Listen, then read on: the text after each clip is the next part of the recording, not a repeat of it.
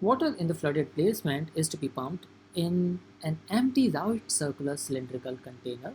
So the cylindrical container has the volume which is equal to pi r square h, and if it is in the basement, flooded basement is to be pumped into the right circular cylinder. The height of the container is 250 centimeters. Is the volume of container sufficient to hold all the water?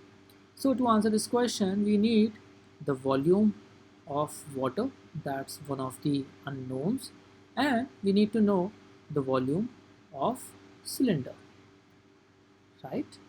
Because if the volume of the cylinder is greater than the volume of the water in the basement, then the answer to the question will be yes, it will be able to hold all the water, else it will be no. Now let's check what do the statements have for us. The first statement says that area of the flooded portion of the basement is 20 square feet.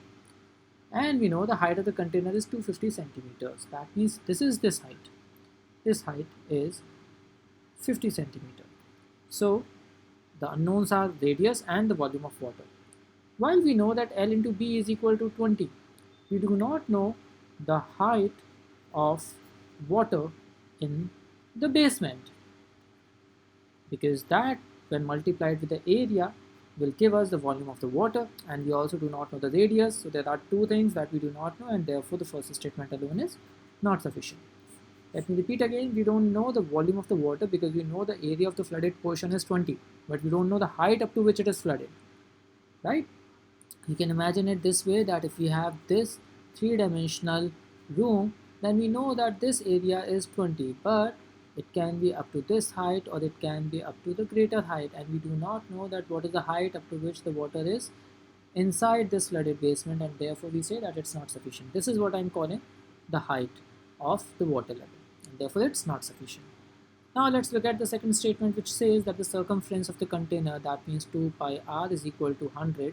That gives us r is equal to 50 upon pi, but we again do not know the volume of water in the basement, and for that reason we call it not sufficient.